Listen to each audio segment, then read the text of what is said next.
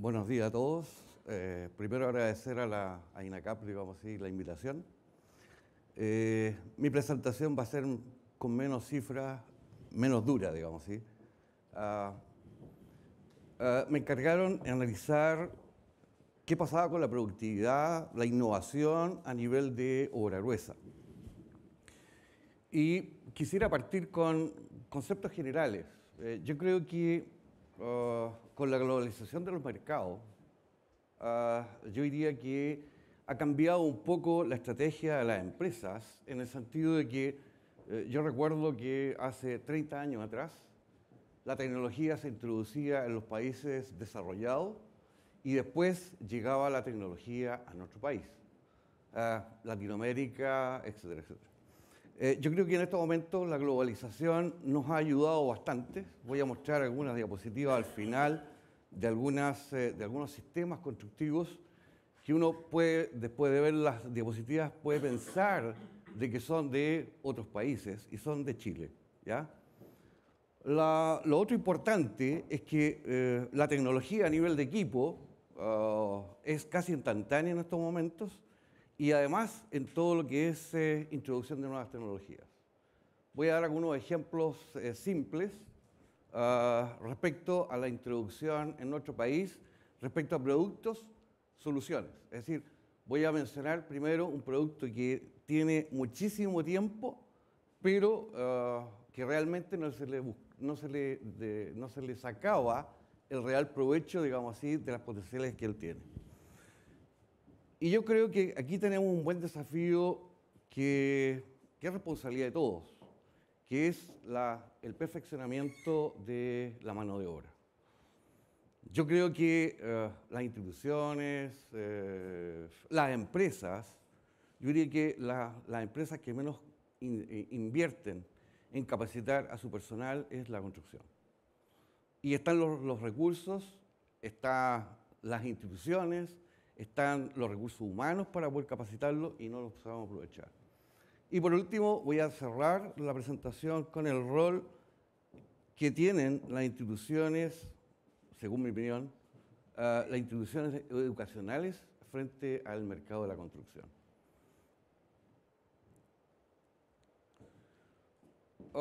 Veamos algunos ejemplos de innovación que nos van a repercutir en la productividad de la construcción, especialmente obra gruesa. Ustedes pueden ver, voy a iniciar mi presentación con retardadores superficiales de fraguado. Y si ustedes analizan, y si ven un catálogo de SICA de hace 30 años atrás, aparece el producto, ¿ya? Lo último desarrollo a nivel de, y no lo quiero abordar porque es demasiado técnico, si uno analiza los últimos desarrollos en la industria química, se están basando en reductores de agua, aditivos reductores de agua. En los años 50 aparecen los plastificantes, en los años 70 aparecen los superplastificantes y en estos momentos ya estamos hablando de hiperplastificantes. Es decir, la preocupación que tiene el mercado químico es reducir al máximo el agua de manera de lograr impermeabilidad, resistencia mecánica, etcétera, etcétera. Después vienen todo un desarrollo de morteros. Si nosotros analizamos las actividades de mortero desde hace 10 años a esta parte, le hemos estado dando énfasis al mortero. Las normas de mortero son recientes en nuestro país. No había normas de mortero. Es decir, cuando más hablábamos de proporción 1:3, 1:4, cemento arena, etcétera, etcétera. Pero ha habido un desarrollo a nivel de industrias químicas de los morteros en el sentido de darle aportes. Es decir, morteros sin retracción, morteros de alta resistencia mecánica, morteros de grout fluidos, etcétera, etcétera. Después, en nuestro país se ha introducido bastante bien todos los sistemas de refuerzos estructurales. Cuando hablamos de refuerzo estructural, es decir, saque más, lo podemos usar en la etapa de recepción por errores de diseño o de construcción, poder reforzar una estructura y no tener que demolerla, o cuando en nuestro país se generan problemas de control de calidad dinámico, movimiento sísmico. Y por último, les voy a mencionar algo respecto a la nanotecnología, que en la construcción ya está introduciéndose. Vamos a los retardadores superficiales fraguados. Yo diría que una de las labores más complicadas son la colocación de revestimiento en la construcción. Morteros, el lúcido de yeso, etcétera, etcétera. Y el problema que nace ahí, o aparece ahí, es el problema de adherencia. ¿Qué es lo que hacemos nosotros, o que se hacía, o que se hace actualmente? Es enviar a una persona con una herramienta mecánica, o punto y combo, o lo que sea, digamos, ¿sí?, a producir una traba mecánica.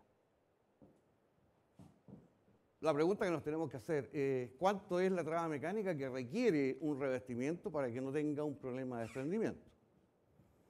¿20 punterías por metro cuadrado? ¿50? ¿100? Ahí vienen las dudas. Entonces, en ese momento, nosotros tenemos una solución que está a la mano, digamos así. Y los costos no se incrementan en forma tan sustancial. Por ejemplo, en vez de colocar el desmoldante en un molde, yo limpio el molde, lavo, elimino el desmoldante y coloco como pintura un tratador superficial. Hago el colado del hormigón, es decir, coloco el hormigón, los muros al día siguiente los estamos desmoldando, a las 12 horas, desmoldo, lavo con agua, ¿y qué resulta como superficie? Algo rugoso. Es lo que queremos lograr después con un sistema mecánico, digamos. Lo podemos lograr inmediatamente. Es decir, basta agua, aprovechamos de curar el hormigón, y además dejamos la rugosidad que uno requiere. Indudablemente que esto requiere de cierta forma de una programación. Porque si yo estoy por un lado requiriendo colocar un revestimiento y por el exterior una terminación lisa, si me equivoco voy a tener algunos problemas, digamos. Pero es simple. ¿Por qué? Porque en este momento la programación es rítmica, el moldaje lo voy levantando según la programación, etcétera, etcétera. Por lo tanto, puedo usar el mismo moldaje y las mismas caras. Una solución simple. Elevación de costo, prácticamente nada. Disminución de costo, muchísimo. Tengo mayor avance, tengo unas faenas mucho más limpias, etcétera, etcétera. ¿Qué pasa con los morteros industrializados? En el caso de los morteros industrializados,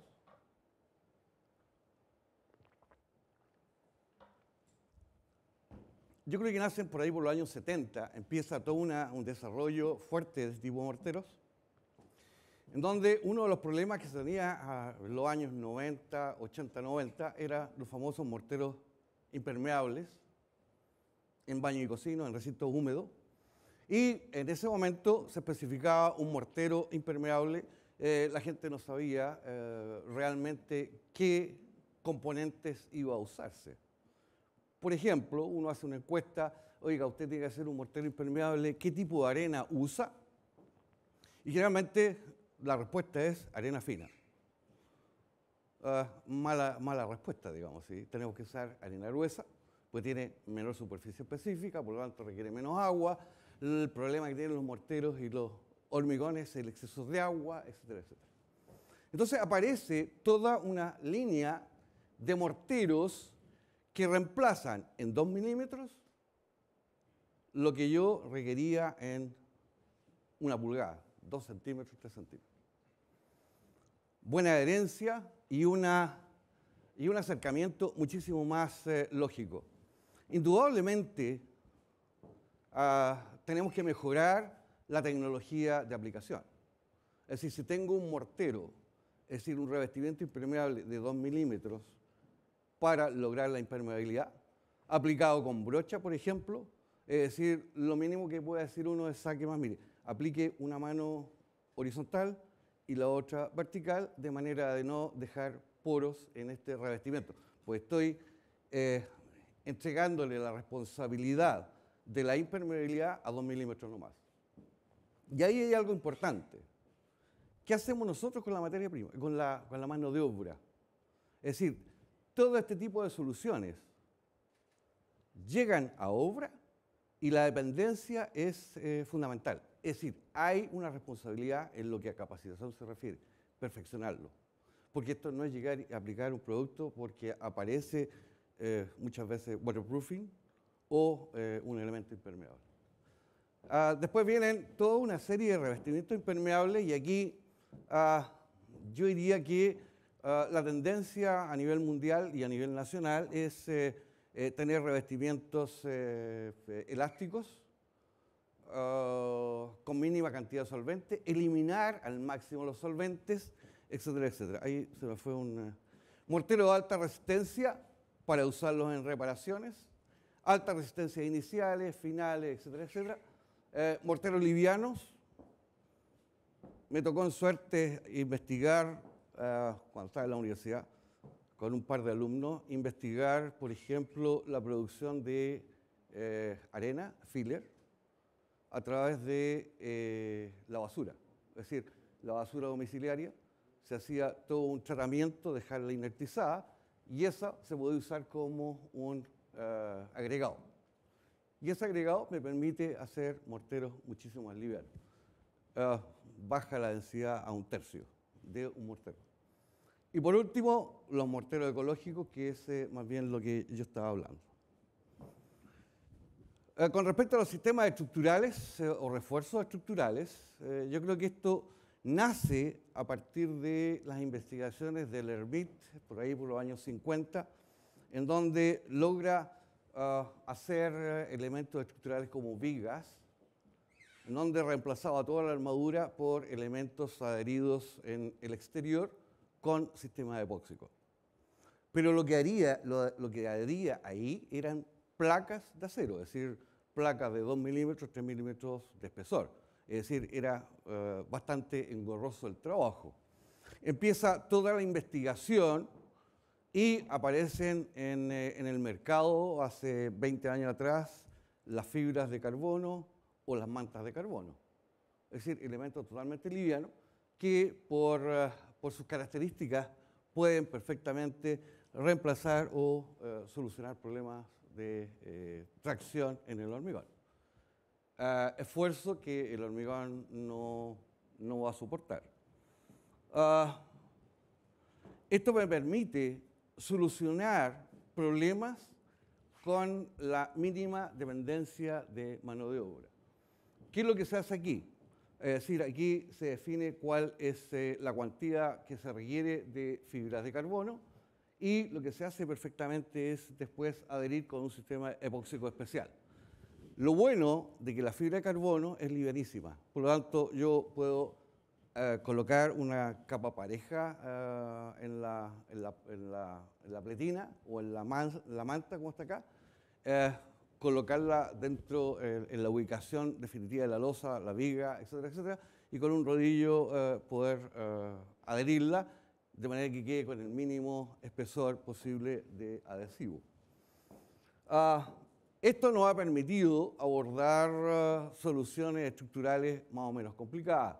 En Santiago, muchos edificios se reforzaron, incluso edificios que quedaron totalmente inclinados, digamos así, por fallas en los machones, fueron gateados, reforzados mediante aplicaciones de lámina o regresivos de hormigón, también. Con respecto a la nanotecnología, yo creo que esto mucho hablamos, pero no nos imaginamos que la nanotecnología ya está en la construcción. Lo primero que aparece como nanotecnología es por ejemplo, la nanosílice, que es una adición con un alto contenido de sílice que reacciona con un compuesto del cemento, digamos así, el COH2, la portlandita, y que adquiere altísima resistencia mecánica. Es decir, la microsílice tiene 200.000 centímetros cuadrados por gramo como superficie específica. Es fina como material, pero si lo llevamos a la nanotecnología, indudablemente esa potencialidad es bastante fuerte. Es decir, podemos lograr hormigones de altísima resistencia mecánica, podemos lograr hormigones fluidos, autocompactantes, etcétera, etcétera. Pero La nanotecnología ya está llegando a cosas mucho más prácticas. Por ejemplo, nosotros estamos estudiando, digamos así, nanotecnología, productos nanotecnológicos a nivel de, por ejemplo, colocar un revestimiento en un vidrio y que ese vidrio no tenga que limpiarse en todas las ocasiones. Es decir, se autolimpia, porque queda una película nanométrica en contacto con la superficie. Claro, cuando uno dice eso, digamos así, dice, bueno, ¿dónde está el mercado? El mercado está en todo lo que es muros cortina. ¿Cuánto se puede ahorrar o cuánto riesgo humano podemos evitar si nosotros logramos ese tipo de solución? Esta nanotecnología se puede aplicar en textiles, en hormigón, en mortero, en piedra, metales, etcétera, etcétera. ¿Ya? Para limpiar, por ejemplo, uno de los daños más fuertes que tiene la minería es todo lo que es la cinta transportadora. Yo perfectamente puedo colocar una película de manera de que la durabilidad de esa cinta permanezca, o sea, dure muchísimo más. Y una para de refuerzo, o sea, una para respecto a la cinta, a una cinta transportadora en la minería, es bastante fuerte. Por ejemplo, estuve hace poco en Soquimich y uno de los problemas que tenían ellos es que, bueno, la producción de Soquimich es tirar salmuera a una piscina, digamos así, dejarla secar, digamos así, y después sacar la sal. La siembra es cuando la sal se seca por condiciones ambientales y posteriormente se lleva eso a camiones metaleros. Y uno de los problemas que tenía el contratista era que sus camiones perdían una efectividad de un 15 o un 20%, porque se le quedaba pegada la sal dentro del capacho. Por otra parte, la durabilidad de esas tolvas era bajísima. Entonces, se está pensando y ya se va a hacer, creo que en un mes más, digamos así, una prueba en donde colocándole un producto nanotecnológico podemos evitar la adherencia y aumentamos la durabilidad. Pero si uno lo mira desde el punto de vista costo, yo decía, oye, con que nosotros logremos demostrarle a la empresa de que su productividad en el transporte del producto terminado aumenta en un 15%, ya el producto está prácticamente cancelado, pagado. Mano de obra, limpieza, etcétera, etcétera. A nivel de hormigón, yo diría que por ahí por los años 50 aparece el hormigón premezclado.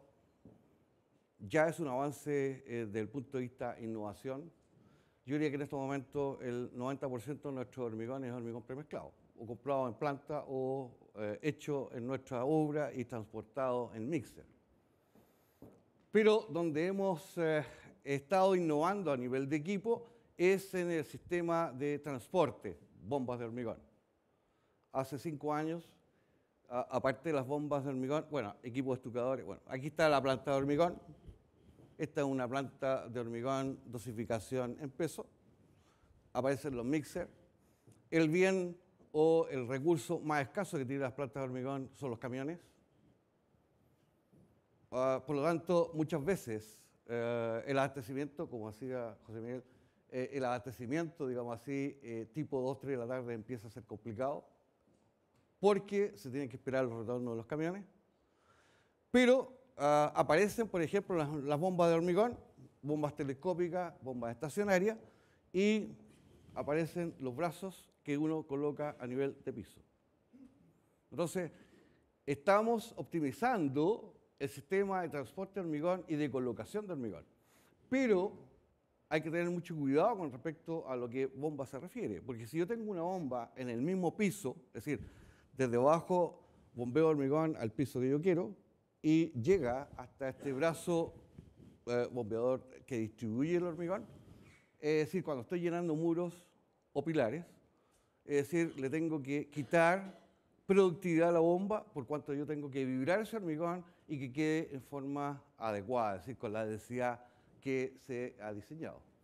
Aquí ha habido cambios y desarrollos de productos químicos de manera que los plastificantes puedan mantener el cono en el tiempo y no pierdan su trabajabilidad. Una cosa importante, no tiene nada que ver con innovación, pero es un problema de conocimiento.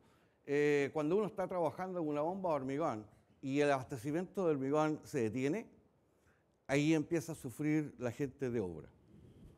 Entonces, siempre lo que yo recomiendo es que cuando se llegue el último camión de la etapa, el scooper o la tolva de llenado permanezca llena. Si el camión no llega en 10 minutos, es decir, bombear, pegar 3 bombeadas, de manera que si el hormigón tiene una característica, digamos así, que se denomina, se denomina rigidización. Si el hormigón lo tengo al interior de la tubería en reposo, ese hormigón va a perder su trabajabilidad y me puede producir trancas más o menos importantes en la tubería. Entonces, hay que estar bombeando cada 10 o 15 minutos de manera que ese hormigón se mantenga en movimiento y no tenga problemas de rigidización. Bueno, aquí está la grúa que distribuye. Ahí está la programación rítmica que tiene el edificio. Insisto, cuando usemos bombas en el llenado de muros y pilares, es decir, ahí manda la parte vibrado del hormigón y no la colocación, porque la bomba puede tirar cualquier cosa, digamos así, a nivel de volumen. Ahora, con la aparición de las bombas de hormigón, normalmente la colocación en losa, un hormigón, un camión mixer, demora entre 30 y 40 minutos el vaciado. Cuando estoy trabajando con bomba de hormigón, en 15 minutos tengo prácticamente listo el problema. Es decir, el mismo rendimiento a mitad de tiempo. Lo otro bueno que tienen las bombas de hormigón es que el bien escaso que tienen los edificios normalmente es la torre, la grúa. Es decir, mientras estoy hormigonando, perfectamente puedo estar izando moldaje, izando enferradura, etcétera, etcétera. El otro trabajo que indudablemente se está mecanizando y se está especializando es la faena de estuco, faenas húmedas. Ahí tenemos 2 tipos de estucadoras. Indudablemente, el mortero, la capacitación tiene que ser distinta. Por ejemplo, la costumbre a nivel de persona, digamos así, es primero tirar un chicoteo con una razón de aguasamiento bastante alta y después empezar a estucar. Cuando estoy con máquinas estucadoras, indudablemente lo que debo hacer es mantener una consistencia y un abastecimiento adecuado. Y ahí aparecen todos los morteros que se entregan en silo, en saco, etcétera, etcétera. Es decir, la industria ha estado a la par en el desarrollo en función de las necesidades tecnológicas que va presentando la obra. La colocación de hormigón, nosotros estábamos acostumbrados a ver moldaje, molde metálica, barras de refuerzo, sistemas de compactación, acompañados con vibradores de inmersión, indudablemente.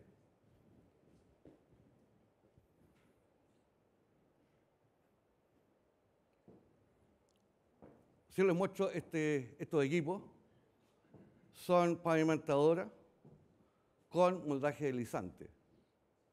Y el que no conoce la tecnología va a decir, esta es una fotografía de fuera del país. Yo estuve en la puesta a punto, digamos así, hace 20 años en la pavimentación de Punta Arenas, Puerto Natales. Una empresa constructora invirtió en este equipo, hace 20 años. Indudablemente, cuando se introduce una tecnología de este tipo, es decir, todos los conocimientos de hormigón que uno tiene que romper ciertos paradigmas. Porque aquí el moldaje, véanlo, dura 3 minutos y el hormigón queda expuesto a todo movimiento. Entonces, este hormigón indudablemente tiene características especiales. Claro, tiene un 4 o 5% de aire, tiene una consistencia que no tiene que ser más allá de 5%. Si incorporo aire, el hormigón va a aumentar su cohesividad. Por lo tanto, me permite dejar terminaciones como la que estamos viendo. Aquí, la labor más importante es indudablemente del operador del equipo y del topógrafo, porque no tengo molde. Entonces la máquina, mediante sensores, va dándole dirección y le va dando altura. ¿Ya? O sea, indudablemente, cuando nosotros introducimos esta tecnología, lo menos que podemos pensar es cómo capacitamos a la gente de manera de tener los rendimientos que se necesitan para poder amortizar el equipo que estoy invirtiendo. ¿En qué consiste este sistema? Aquí está abasteciéndose con hormigón camión tolva. Adelante tiene un tornillo sin fin, que lo único que hace es distribuir. Ya eliminé en la construcción tradicional 4 paleros. Después viene un sistema de 8 vibradores de inmersión de alta potencia, de alta frecuencia, y posteriormente aparece la terminación. Ahí vemos un pavimento totalmente terminado. Ahora, si vamos al exceso, aquí tenemos una planta que está colocando el hormigón, esta la está terminando desde el punto de vista superficial, y el tercer equipo está colocando la membrana de curado. Es decir, una vez pasados estos 3 equipos, el pavimento deja de tener cuidado, porque ya queda prácticamente listo. Y esta es una de 7 metros de ancho, como nos exigen barra de traspaso, digamos así, al centro. Este equipo va colocando la barra de traspaso según el avance y según la altura que se está requiriendo.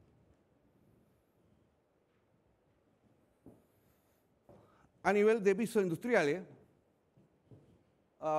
podemos trabajar con molde o podemos trabajar con equipos. Este equipo lo vi hace 18 años atrás en nuestro país. Este equipo no requiere moldes. Si ustedes ven, aquí hay un trípode y ese trípode tiene un rayo láser. Y ese rayo láser le da la altura de terminación del pavimento. ¿Cuánta gente trabaja? Aquí está perfectamente la gente colocando la malla. Y aquí lo único que hace el palero es, hay un palero que está sacando el exceso de hormigón. Y después podemos terminar con alisadores mecánicos, alisadores como este tipo, o alisadores con eso. Es decir, lo que estamos haciendo es depender cada vez menos de mano de obra. Pero yo creo que la mano de obra es siempre necesaria. Yo creo que el problema que tienen las empresas en estos momentos es tratar de fidelizar a sus trabajadores. Y la pregunta es, ¿cómo fidelizo al trabajador? Hay mucha gente que dice, la fidelización es plata al bolsillo. Yo creo que hay cosas adicionales que pueden tener alicientes para poder fidelizar a la mano de obra. Ahora, si yo fidelizo a la mano de obra mediante capacitación, mediante incentivos de productividad, indudablemente le estoy dando lo que él quiere y además lo que yo necesito como empresa, capacitarlo, de manera de que no tengamos errores que a la larga salgan problemas de tiempo, costo, etcétera, etcétera. La productividad va dado a estudiar los ciclos y carga de trabajo, ya lo han mencionado bastante, no voy a profundizar eso, pero hay que tratar de conjugar productividad con calidad. Muchas empresas constructoras tienen norma ISO 9000 y eso les ayuda porque ISO 9000, la filosofía es, si yo tengo un problema, analizo cuál es la causa del problema y le coloco los remedios a futuro, de manera que no se vuelva a producir, ¿ya? Entonces siempre hay que jugar con calidad, productividad, calidad. Apoyo a las actividades productivas y eficiencia, innovación de sistemas productivos, es decir, incorporar tecnología y tenerle poco miedo a introducir productos nuevos en la construcción. Yo diría que uno de los problemas que normalmente veo yo en obra es que la gente tiene temor al cambio. Bueno, el ser humano es reacio al cambio, ¿ya? Pero tenemos que estar aceptando que el mundo va a estar cambiando en forma permanente. Y por último, yo creo que aquí hay un punto que realmente tenemos que mejorar, que es la supervisión. Es decir, las pérdidas de tiempo, la falta de calidad, etcétera, etcétera. Yo creo que el responsable último es la supervisión. Yo fui inspector en una obra en donde a los 2 días de estar trabajando, el jefe de terreno no fue nunca a terreno. Jefe de terreno. Es decir, ahí tenemos un problema fundamental de supervisión. Ahora, ya me avisaron que tengo que terminar. Vamos a dar las últimas 2 transparencias. Yo diría que el recurso humano tenemos que estar capacitándolos permanentemente. Y yo diría que aquí está un punto que, en cierta forma, tenemos que atender como país. Certificación de la mano de obra. Es decir, cuando nosotros tenemos un trabajo de soldadura relevante, una obra civil importante, nos exigen que nuestros soldadores tengan un cierto grado de certificación, ¿cierto, no? Ahora, ¿por qué no podemos certificar el resto de la mano de obra? ¿Por qué no podemos certificar o acreditar al capataz de hormigones? ¿Ya? Innovación. Le mostré un producto que tiene como 50 años, pero nos puede servir para aumentar la productividad en obras, ¿ya? Y por último, perderle el miedo a la tecnología. Y ya creo que con esta termino.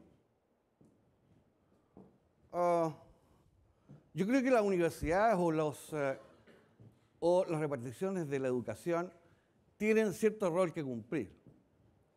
Por ejemplo, yo he trabajado en varias empresas ya, yo diría que uno de los problemas que tiene Chile es que las industrias ocupan poco o invierten poco en I+D, investigación y desarrollo. Y cuando invierten, digamos así, lo invierten más bien hacia el interior. Pero yo creo que aquí hay un punto en donde realmente la industria y la universidad se pueden complementar, hacer alianzas estratégicas. Es decir, de frentón llegar a la investigación aplicada. Es decir, yo estudié en la Católica, la Universidad Católica, la Chile, muchas universidades hacen investigación, pero investigación dura. Pero alguien se preocupa de la investigación aplicada, alguien se preocupa de la investigación aplicada en la construcción, yo diría que muy pocas, ¿ya? Y por último, las universidades pueden, o los institutos profesionales pueden, en cierta forma, abordar actividades de perfeccionamiento en obra. Es cosa de ir a observar una faena de hormigón. ¿Quiénes son las personas que hormigonan? Generalmente son los jornaleros, ¿o no? Y seleccionamos a la persona más importante, que es el vibrador, la persona que hace el vibrado, a la persona más fortacha o la que tiene más aguante desde el punto de vista físico. Pero ¿sabe él cuánto vibrar? ¿A qué profundidad colocar el vibrador? Etcétera, etcétera. No lo sabe. Pero nosotros como universidades, sí, nosotros ya no estoy en la universidad, pero nosotros podemos, en cierta forma, hacer labores de capacitación. Es decir, quitar 10 minutos a la hora de almuerzo, hacer una capacitación en ese momento teórica y después acompañarlo en terreno y enseñarles cómo hacer la cosa en forma adecuada. Les agradezco, creo que estuve en el tiempo. Muchas gracias.